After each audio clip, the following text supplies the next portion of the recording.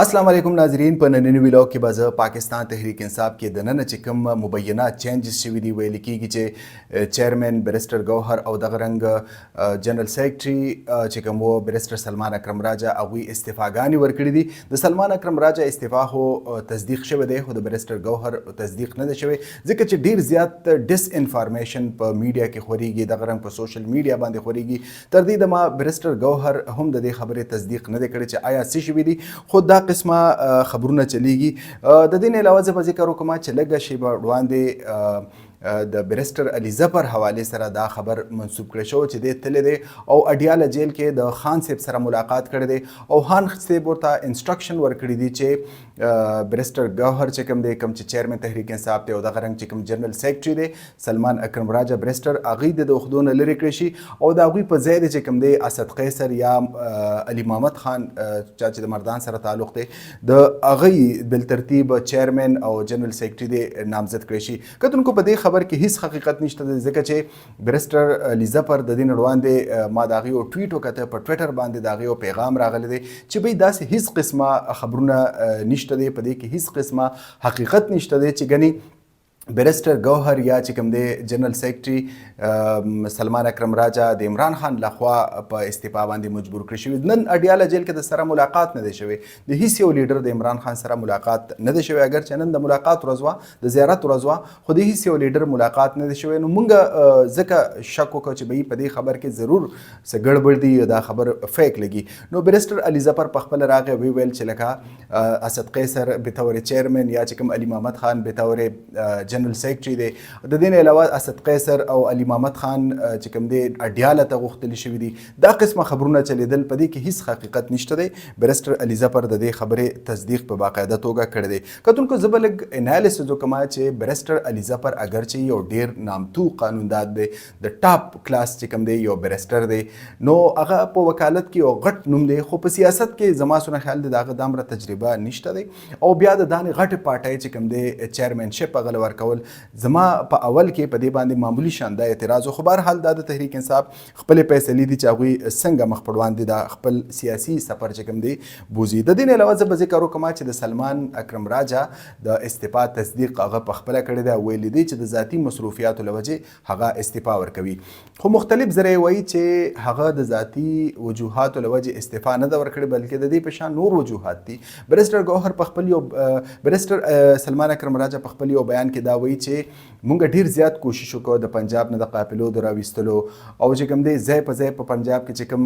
هډلز جوړ کړی شو رکاوټونه جوړ کړی شو نو هغه رکاوټونه عبور کول د پنجاب چې کوم چپټر د تحریک انصاف د هغې لپاره ممکن نو ځکه چې هلته یو که موږ فکر وکړو نو هلته یو داسې حکومت دی کوم چې د پاکستان تحریک انصاف بالکل مخالف جماعت دی پاکستان مسلم لیگ نون حکومت دی هلته نو د هغوی په موجودګۍ کې داسې هیڅ قسمه مومنټ په ګرانه به کېږي ځکه چې جي ټي روډ یا موټروی سیستم شه هغه ځای په ځای بندول دا یقینا د پنجاب د کارکنانو لپاره او د لیډرانو لپاره دا یو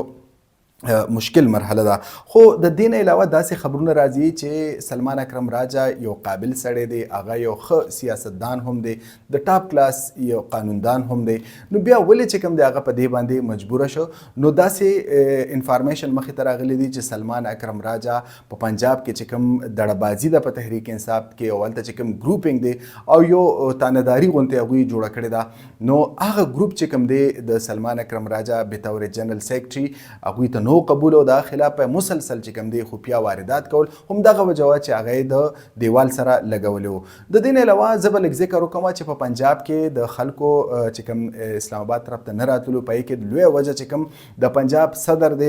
د تحریک انصاف حماد اظهر صاحب هغه چې کوم دی د هغه کردار هم دامرخ اگر چې هغه خپل کوشش مکمل کړی دی خو داسې ښکاري چې لکه هغه د مکمل فیلیر سره مخ شوی دی داسې حالات هم نو ځکه چې د کې پي نه خلک راغلل د نورو سیمونو نه راغلل نو بیا څنګه د پنجاب نه دغه معمولی شان قافلې راغللې او هغوی چې کوم دی هغه هم راونه رسېدلې نو حماد اظهر نه په دې اقلا چې کوم دی مکمل سوال و جواب چې کوم دی